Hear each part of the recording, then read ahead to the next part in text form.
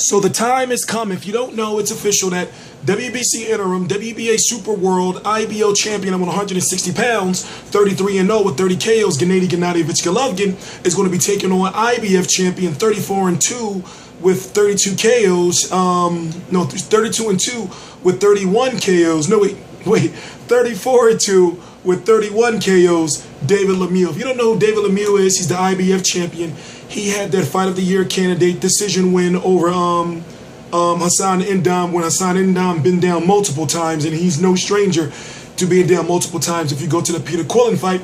But October the 17th, 2015, Golovkin versus Lemieux in the Madison Square Garden. I personally, myself, will be there providing full coverage for the fight, and it's going to be on HBO pay-per-view. Now, is it a pay-per-view worthy fight with the backing that Golovkin has and with the rising support that David Lemieux have? I can see why not.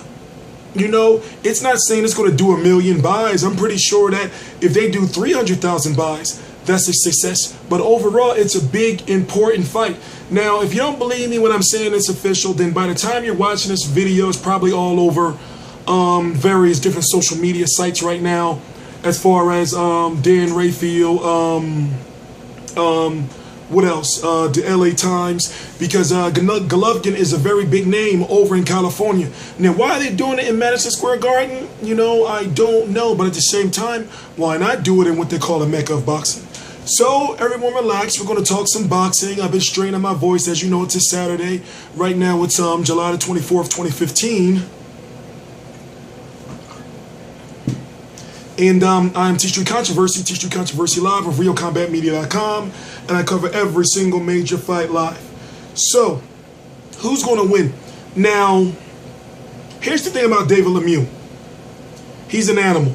He's a beast. If you've seen him fight, there's not too much skill around what he does, but as far as consistent, constant pressure, he's not coming to box. He's coming to, excuse my language, beat you the fuck up. So therefore, this is not going to be a fight where, in my opinion, it's going to go to a decision.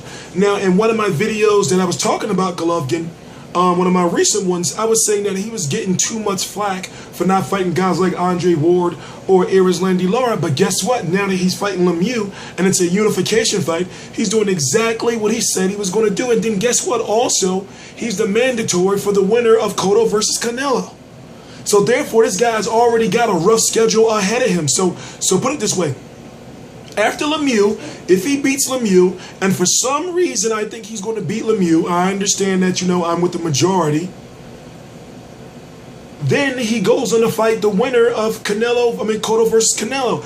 If Cotto wins, then he'll likely not fight Cotto, because Cotto, from our understanding, fans, does not want to fight him. He'll become the WBC champion. So at that point in time, he'll be the WBA Super World, the WBC, the Ring Magazine, and the IBF and IBO champion.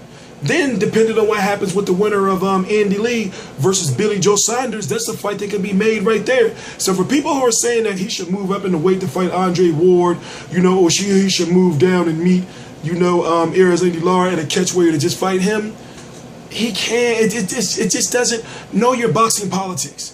So I'm just hoping their fans are going to be, you know, more respectful of what Golovkin's been doing. Now let's not forget to point out that, from my understanding, Golden Boy did not initially want this fight, because David Lemieux winning his title, you know, from winning his title, you know, in the elimination bout with in the title fight with Hassan N'Dam. Remember, Jermaine Taylor was stripped, and therefore they fought for the belt.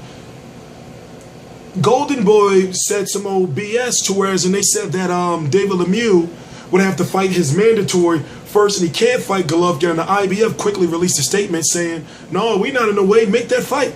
And if you don't know, the WBC, the WBA, and the IBF are in cahoots as far as they're working together, and they've made a pact to whereas, and they're saying they want there to be one champion in each division. That's not saying they're going to get rid of their belts, but they're all for unifications, and they're all for, you know, making undisputed fights. So from my understanding, Golden Boy necessarily not necessarily wanted this fight, But who knows? Maybe HBO put the pressure on him. Maybe HBO said, listen, hey, we'll put it on pay-per-view.